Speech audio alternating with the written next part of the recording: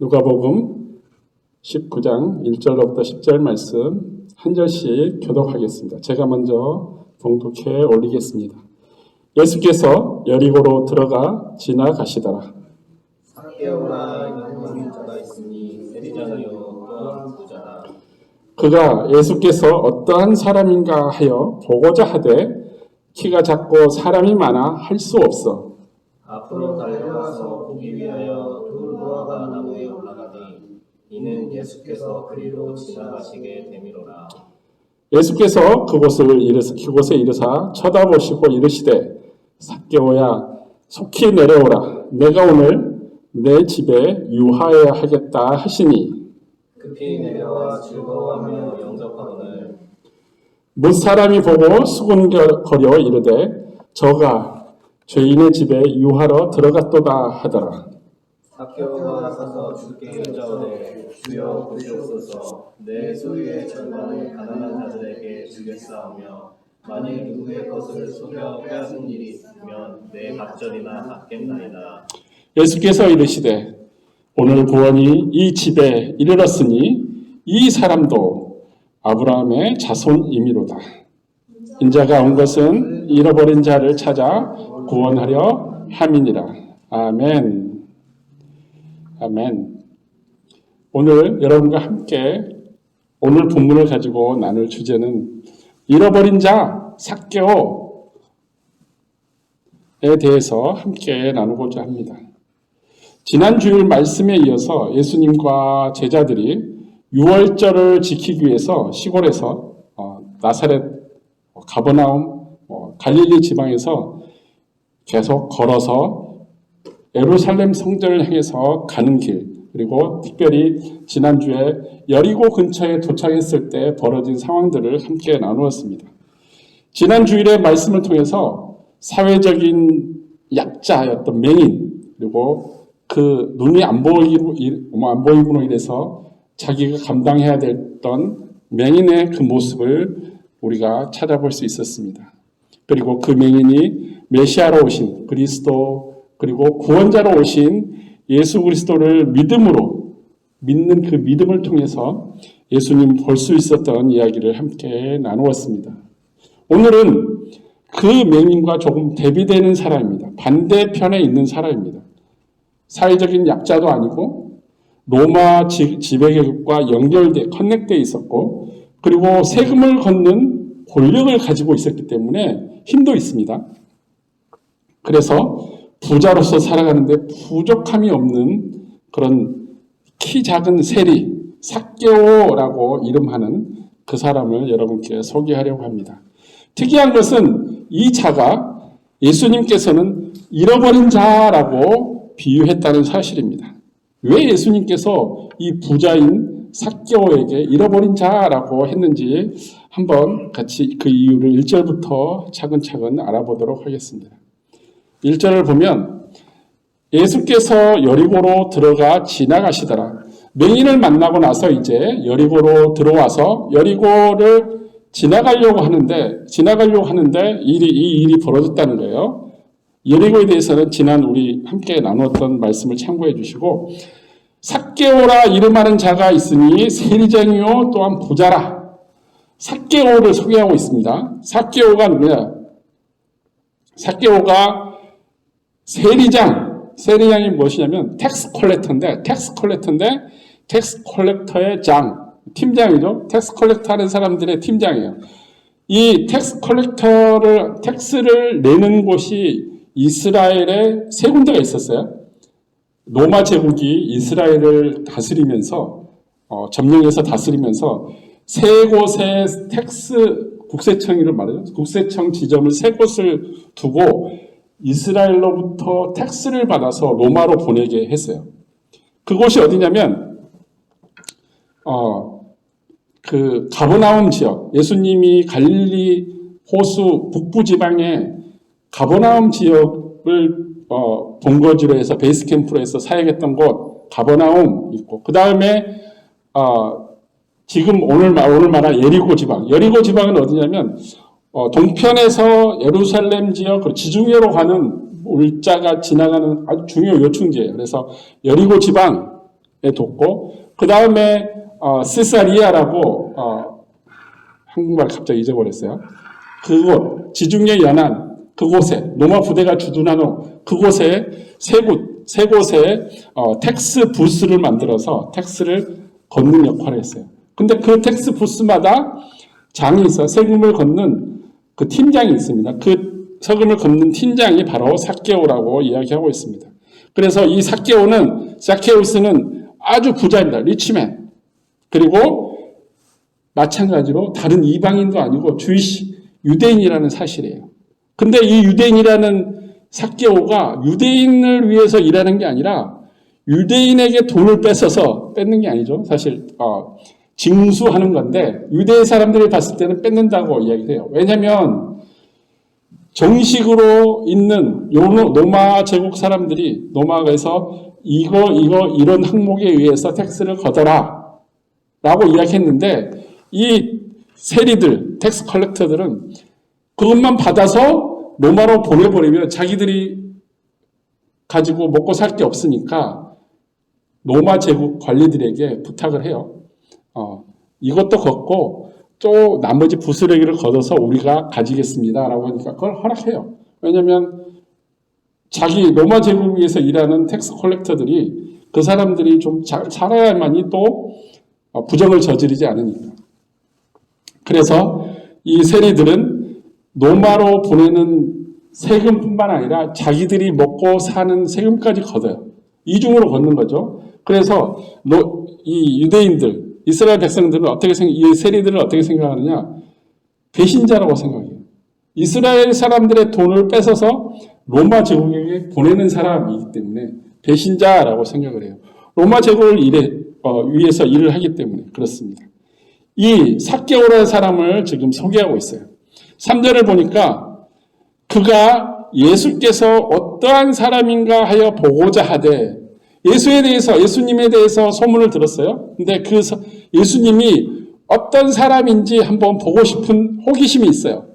이 사람은 그 전에 나온 맹인처럼 갈급하지가 않아요. 눈을 떼야 된다는 갈급함도 없고, 먹을 걸 사야 된다는 그 돈이 필요하다는 것도 없고, 자기는 풍족하게 살고 있으니까.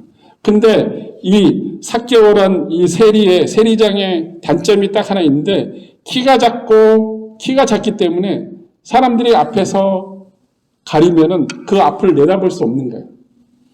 키가 어느 정도 작냐면은 지금 예수님 시대의 사람들의 평균 키를 고고학자들이 측정해 놓은 게 있어요.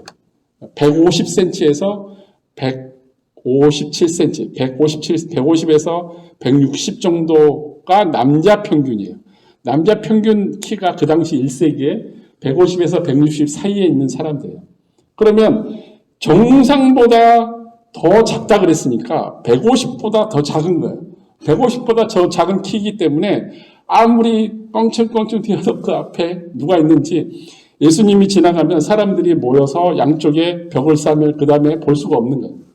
더군다나 이 세리장 삭개오는 이스라엘 백성들이 싫어하는 사람이죠. 그러니까 다가오면 밀쳐내는 거예요. 그래서 이 삭개오가 꾀를 냅니다.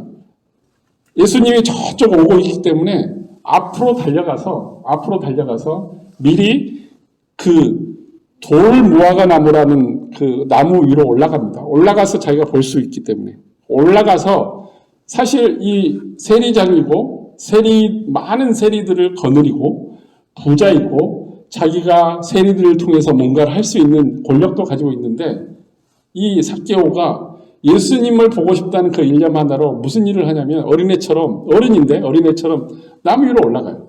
나무를 타고 올라가는 거예요. 나무에 올라가서 그곳에서 예수님을 기다립니다. 근데 5절에 보니까 예수께서 그곳에 이를 다다라서 평상시에 안 하던 행동을 하세요. 그 돌 무화과 나무를 쳐다보고 삭개오를 부릅니다. 삭개오야, 속히 내려오라. 내가 오늘 너의 집에 유하겠다. 지금 우리가 생각할 때는 예수님이 갑자기 나무에 있는 그 삭개오에게 분명히 모든 유대인들이 다 싫어하는 세리, 그리고 세리장 삭개오를 알고 있기 때문에 그 사람을 삭개오를 소개받은 적도 없고 삭개오와 만난 적도 없는데 예수님은 삭개오의 이름을 부릅니다. 삭개오야 내려와라. 그리고 내가 오늘 너의 집에 가야겠다라고 하는데 우리가 지금 현재 사는 사람들이 듣기에는 셀프 인비테이션을 하는 거죠. 내가 너의 집에 갈 테니까 너희 집에서 음식을 준비해놔 라고 이야기하는 거예요. 지금 들으면 황당하죠. 갑자기 느닷없이 누가 세환 형제가 저한테 갑자기 어느 날 다가와서 목사님 오늘 저녁에 제가 목사님 댁을 갈 테니까 음식 준비해 놓으세요. 황당하죠. 그죠? 뭐 이렇게 넘어질 정도는 아니지만 황당한 거예요. 근데 예수님이 갑자기 삭개오에게 그렇게 말했다고 이야기합니다. 근데 이 당시에는 이게 보편적인 거예요. 그리고 누군가가 우리 집으로 오겠다고 하면 이건 축복이에요. 그래서 맞이해야 돼요. 그 사람들이 못 먹고 가난하게 살지라도 그 사람이 와서 자기들이 먹고 있는 걸 똑같이 대접하면 돼요. 누군가가 우리 집에 온다는 것은 그것을 맞이한다는 것은 축복입니다. 그래서 내 집에 가서 유하겠다고 말하니까 삭개오가 갑자기 돌 무화과나무에 있다가 6절에 보니까 급히 내려와서 즐거워하며 영접합니다. 너무 기쁜 거예요. 아까 삭개오를 어떻게 소개했죠? 세리장, 부자, 그리고 사회적 약자죠. 돈은 가지고 있지만 자기 민족으로부터 왕따 당한 거예요. 지금 우리 대한민국으로 따지자면 일본 제국이 한국 조선을 침략을 해서 조선을 강제 병합을 했죠. 근데 그 강제 병합하면서 모든 한국 땅에 있는 물자들을 수송해가지고 약탈을 했어요. 근데 그 약탈하는데 앞장서서 도와준 사람을 세리장이라고 보면 돼요. 그리고 자기는 호의호식을 하는 사람이 되는 거예요. 그렇기 때문에 이스라엘 백성들로부터 미움을 받으면서 살아왔는데 그런 사람이 누구 한 사람 자기 집에 찾아오지 않았었는데 갑자기 예수님이 유대인들이 계속 제자라고 따라다니는 그 유대인의 선생님인 예수님이 자기 집에 온다는 거예요. 너무 기쁘죠. 그 돌 무화과 나무에서 속히 내려옵니다. 내려와서 예수님이 들어오시는 자기 집으로 오는 것에 대해서 기뻐하며 영접합니다. 그러니까 7절에 보면 그 주위에 있는 사람들이 뭐라고 말을 하냐면 저가 예수님이 아니면 예수님과 같이 온 제자들이 죄인의 집에 유하러 들어갔도다. 죄인이라고 완전히 못을 박습니다. 삭개오가 세리장이요 권력이 있는데도 죄인이라고 말합니다. 왜 죄인이라고 이야기하는지는 우리가 지금까지 설명한 내용을 보면 잘 알 수 있습니다. 왜냐하면 이스라엘 백성들을 배반하고 이스라엘 백성들로부터 돈을 뺏어서 이스라엘을 침략해서 압제하고 있는 로마 제국에게 돈을 바치는 거기 때문에. 예수님이 그 전에도 삭개오를 만나기 전에도 또 한 사람의 세리를 만난 적이 있어요. 누가복음 5장 27절, 28절을 보면 이렇게 표현이 되어 있습니다. 그 후에 예수께서 나가사 레위라 하는 세리, 레위라고 하는 세리인데 실제로 레위가 누구냐면 마태예요. 마태라 하는 세리가 세관에 앉아있는 걸 보시고 나를 따르라 하니까 그가 모든 것을 버리고 일어나 따르니라. 이 마태가 누구죠? 마태복음을 지은 사람, 12명의 제자 중에 한 사람. 이 마태를 세리인데도 불구하고 제자 삼습니다. 그래서 예수님은 이 이스라엘 백성 중에 바리새인들, 사기관들, 대제사장들을 향해서는 신랄하게 비판하지만 사회적인 약자들을 향해서는 손을 내미는 사람입니다. 손을 내미는 예수님이라고 표현이 되어 있습니다. 그래서 누가복음 18장 9절로부터 14절을 보면 바리새인과 세리를 어떻게 비교했는지 명확하게 나옵니다. 제가 누가복음 18장 9절부터 14절을 한번 읽어드리겠습니다. 또 자기를 어렵다고 믿고 다른 사람을 멸시하는 자들에게 이 비유를 말씀하시니 이제 비유가 나옵니다. 두 사람이 기도하러 예루살렘 성전에 올라가니 한 사람은 바리새인이요, 또 한 사람은 세리. 세리가 누구라 그랬죠? 텍스를 이스라엘 사람에서 걷어서 로마 제국에 바치는 사람. 바리새인이 서서 따로 기도하여 이르되 하나님이여 나는 다른 사람들 곧 토색하고 불의하고 간음 많은 자들과 같지 아니하고 또 이 세리와도 같지 아니함을 감사하나이다. 자기가 의롭다는 걸 과시하는 거죠. 나는 7일에 2번씩 금식을 하고 또 나의 소득의 11조를 드리나이다. 이렇게 하나님께 성전에서 기도하는 사람을 바리새인이라고 이야기합니다. 그리고 13절에 보니까 세리는 그 성전에 가까운 곳에 센터에 가지 못하고 구석에 있어서 멀리 떨어져서 그냥 서서 눈을 감고 하늘 쳐다보지 못하고 고개 숙이고 이렇게 가슴을 치면서 하나님한테 기도합니다. 하나님이여 불쌍히 여기소서, 나를 불쌍히 여기소서. 나는 죄인이로소이다 라고 고백하며 하나님께 기도합니다. 그러니까 예수님이 이 두 사람 바리새인과 세리를 보고 어떻게 평가를 하냐면 내가 제자들에게 너희에게 이르노니 이에 저 바리새인이 아니고 이 사람 세리라는 사람이 하나님께 의롭다 하심을 받고 그의 집으로 돌아갔다고 이야기합니다.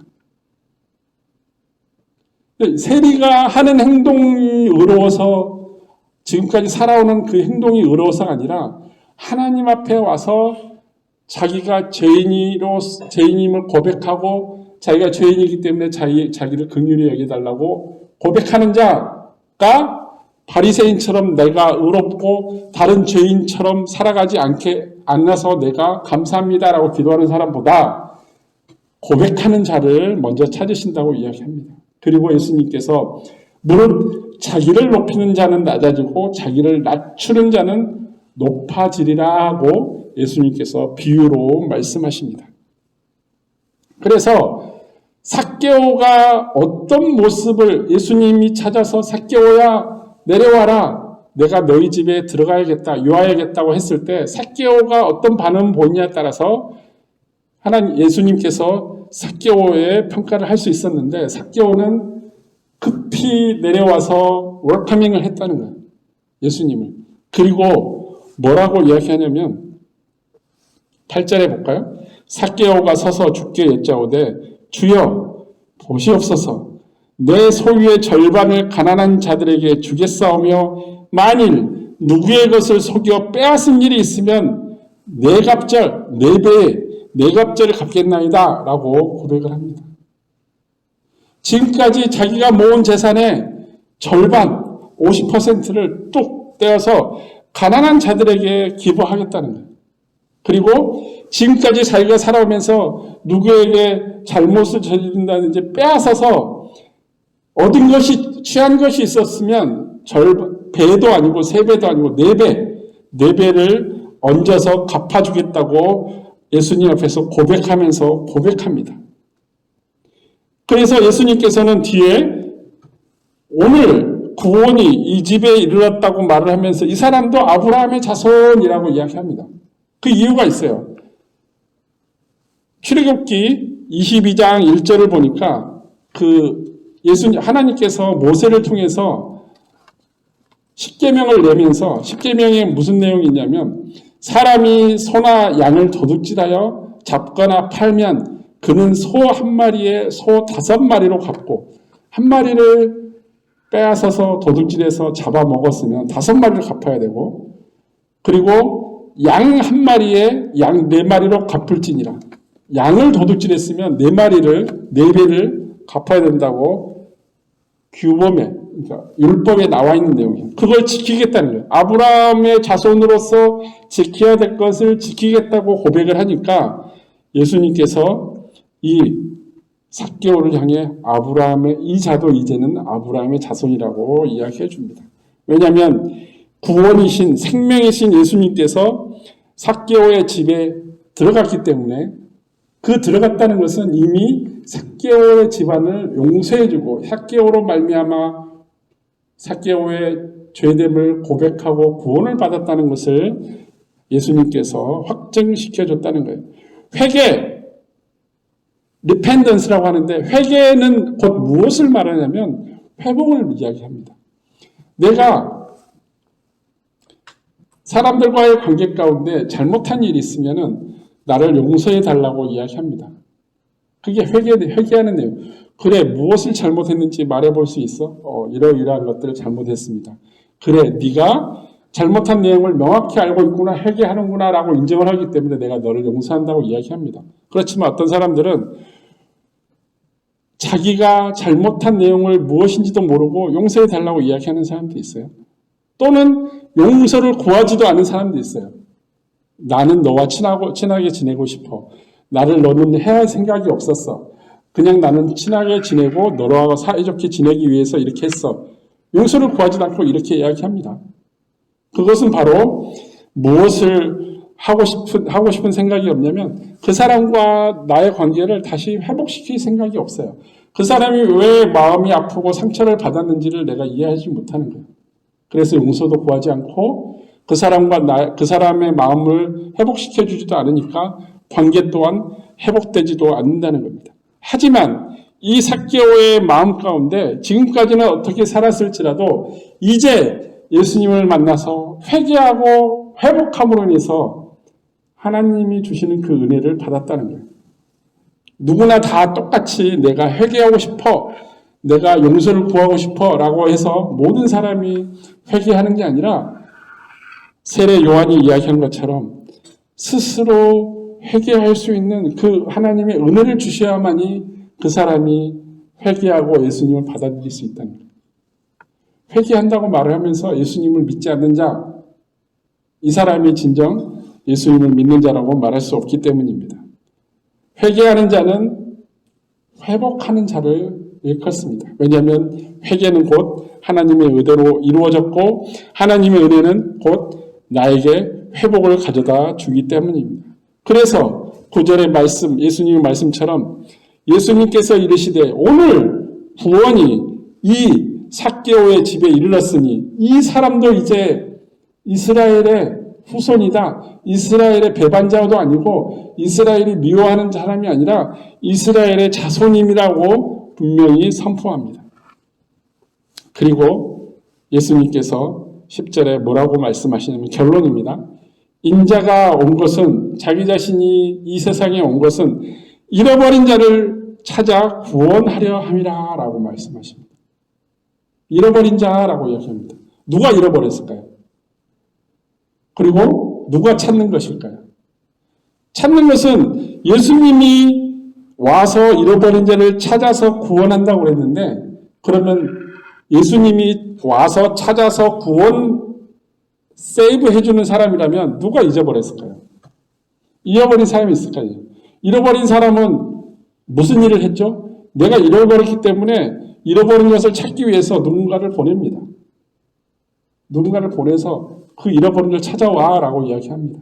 그게 하나님이십니다. 하나님께서 잃어버린 자들을 찾으라고 예수님을 이 땅 가운데 보내셨다는 거예요. 누가복음 5장 31절 32절을 보니까 아까 세관에서 가버나움 세관에서 예수님께서 누구를 불러서 따라오라 그랬죠? 레위라 하는 세리 마태를 불렀죠. 근데 그 마태를 불러서 제자로 삼으니까 마태가 너무너무 기분 좋아서 동네 잔치를 열어요. 그래서 예수님뿐만 아니라 다른 제자들, 동네 사람들 다 와서 먹는데 바리새인들과 제사장들이 뭐라고 이야기하냐면 예수님이 제자들이 죄인과 먹고 마시는도다라고 비난을 합니다. 비난을 하니까 예수님께서 누가복음 5장 31절 32절에 이렇게 대답합니다. 예수께서 대답하여 이르시되 건강한 자에게는 의사가 쓸데없고 병든 자에게라야 쓸데있나니 예수님께서 오신 이유가 이것이라는 거예요. 내가 의인을 부르러 온 것이 아니요 죄인을 불러 회개시키러 왔노라. 예수님의 임무, 예수님의 미션이 명확하죠. 예수님이 하나님으로부터 보냄을 받은 자, 하나님으로부터 이 땅 가운데 보냄을 받아서 해야 되는 미션, 예수님의 미션은 뭐냐? 죄인을 불러 회개시키러 왔다는 것입니다. 잃어버린 자를 찾아서 구원하려고 왔다는 것입니다. 그게 예수님이 이곳에 온 목적이에요. 그렇기 때문에 예수님은 반드시 십자가에서 우리를 위해서 죽을 수밖에 없었다는 거예요. 우리를 위해서, 죄인을 위해서, 죄인을 불러 회개시켜야 되고, 그리고 우리가 하나님과 분리돼 있어요. 우리의 죄로 말미암아 분리돼 있기 때문에 우리가 회복되지 아니하면, 다시 거룩함을 덧입지 아니하면 하나님 나라로 들어갈 수 없고 하나님의 백성이 될 수 없기 때문에 우리가 회복을 받아야 돼요. 거룩함으로 덧입음을 받아야 되기 때문에 다시 하나님께 돌아가기 위해서 잃어버린 자가 다시 구원을 받아서 예수님으로 말미암아 구원을 받아서 하나님 나라에 들어가게 되기 때문에 하나님께서 예수님을 우리 가운데 죄인을 찾아서 잃어버린 자를 찾아서 구원하기 위해서 예수님을 보내셨다고 이야기하고, 예수님 또한 자기의 임무가, 자기의 미션이 내가 의인을 부르러 온 사람이 아니요, 건강해서 의사가 필요한 사람이 아닌 그 사람이 아니라 의사가 필요한 사람, 아픈 사람, 눈이 안 보이는 사람, 마음이 다친 사람, 사회적으로 고통받는 사람, 아픈 사람, 귀신 들린 사람, 그리고 이스라엘 백성들이 미워하고 터부샤 사마리아인들, 이방인들, 하나님이 보시기에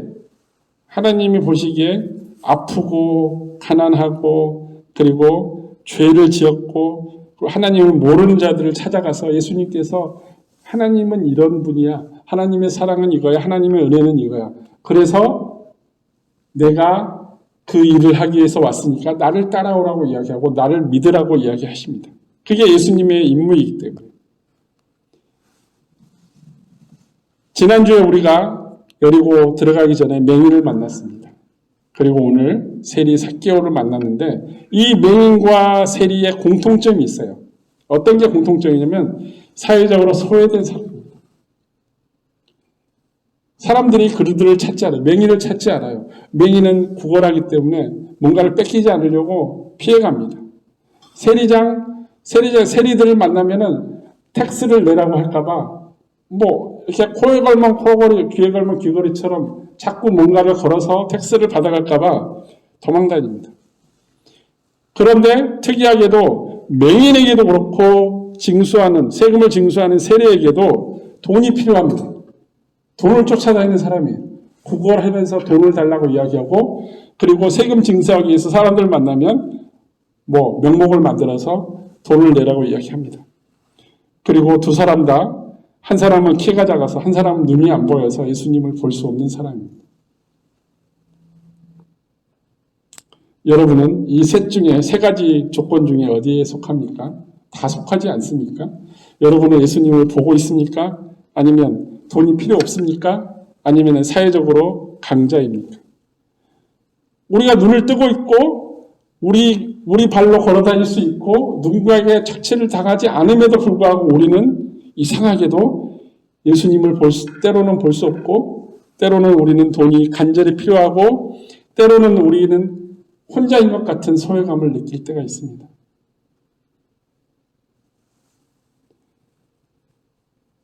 이런 자를 향해서 예수님께서는 잃어버린 자라고 이야기합니다. 그리고 그 잃어버린 자를 찾아서 구원해 주기 위해서 오셨다고 예수님은 선언하고 있습니다. 오늘 만난 삭개오, 이 잃어버린 자 삭개오지만은 예수님은 이 말씀을 통해서 우리에게 뭐라고 말씀하시냐면, What about you? 너는 어때? 너는 하나님 나라에 들어가 있어? 이미 구원 받았어? 라고 묻습니다. 잃어버린 자 아니야? 라고 묻습니다. 또 예수님을 당신은 볼 수 있어? 날마다 너의 삶 속에, 당신의 삶 속에서 예수님을 바라보면서 예수님의 그 십자가 피를 바라보면서 회개하며 구원받는 그 예수님의 백성으로, 예수님의 제자로 살아가고 있는지, 진정한 예수님이 기뻐하는 크리스찬으로 살아가고 있는지 질문하십니다. 예수님을 바라보고 있습니까? 라고 질문하고 있습니다. 맹인이 눈이 안 보여서 예수님을 바라볼 수 없지만 그 마음속에 있는 믿음으로 다윗의 자손 예수여라고 고백한 것처럼 제가 자기가 비록 세금을 걷는 세리지만 키 작은 사람이지만 어떻게 해서든지 예수님을 한번 보기 위해서 돈을 모아가 나무로 올라가서 예수님을 바라봤던 삭개오처럼 우리가 예수님을 바라볼 수 있는 예수님을 우리 눈으로 아니면 우리의 영적인 눈으로 바라볼 수 있는 그 조건들을 우리가 찾아가고 달려가고 있습니까? 반대로 사회적 약자들을 우리가 찾아가고 있습니까? 아니면 우리만을 위해서 우리의 돈을 위해서만 찾아가고 있습니까? 아니면 우리가 잃어버린 모든 것들을 우리가 스스로 찾을 수 있다고 생각을 하고 있습니까? 오늘 이곳에 모인 모든 분들이 이 맹인처럼 삭개오처럼 내가 할 수 있다는 것을 내려놓고 나는 잃어버린 자, 나는 죄인이요, 내가 예수 그리스도로 말미암아 구원받아야 된다는 죄인임을 고백하는 세리가 바리새인처럼 기도하지 아니하고 그곳에서 가슴을 치며 나는 죄인으로소이다. 나를 긍휼히 여기소서라고 성전에서 기도하는 세리처럼 맹인처럼 나를 긍휼히 여기소서 다윗의 자손 예수여 나를 긍휼히 여겨 주옵소서라고 갈망하는 기도를 하는 것처럼 외침처럼 우리가 우리의 삶 속에서 여러분 모두가 아침이든 저녁이든 어떠한 상황 가운데서 관계없이 내가 힘들고 지치고 아픈 가운데 뿐만 아니라 기쁨으로 나아갈 때, 감사함으로 나아갈 때도 마찬가지로 아버지 하나님께 낮은 자세로, 겸손한 자세로 나아가는 여러분 모두가 되기를 소망합니다. 실제 예수님을 믿는 믿음은 우리의 삶 속에서 나타나야 됩니다. 그냥 내 마음속에 간직하는 믿음이 아니라 내 삶 속에 리뷰돼야 되는 펼쳐져야 된다는 거예요. 내가 행하는 모든 행동들 가운데 어떤 상황 가운데서라도 의식적으로든 무의식적으로든 나의 믿음이 드러나야 돼요. 그게 바로 살아있는 믿음이라는 거예요. 내 마음속에 간직해서 고이 보석함에 간직해 놓은 것처럼 나중에 예수님이 오면 보여줘야지라고 보석함에 간직해 놓은 믿음은 믿음이 아닙니다. 이건 믿음이 아니에요. 그 누구에게도 보여줄 수 없는 믿음은 믿음이 아닙니다. 이미 죽어버린 믿음입니다. 생명이 없습니다. 생명이 있는 믿음은 실제 내 삶 가운데 나타나야 되는 거예요. 나의 행위로 나타나야 되고 나의 실제 생활 가운데 나의 발걸음 속에 나타나야 된다. 그래야만 진정 맹인이 외쳤던 다윗의 자손 예수여라고 나를 긍휼히 여기소서라고 고백할 수 있고 또 세리장 삭개오처럼 예수 그리스도를 향해서 자기의 고백을 드릴 수 있습니다. 여러분도 각자의 생활 속에서 예수님을 볼 수 있는 그 영적인 안목, 그 안목이 예수님 안에 있는 생명을 바라볼 수 있도록 기도하시고 또 그 믿음을 더더욱 소중히 여기시고 나타내기를 예수 그리스도의 거룩한 이름으로 축복합니다. 함께 고개 숙여 기도하겠습니다.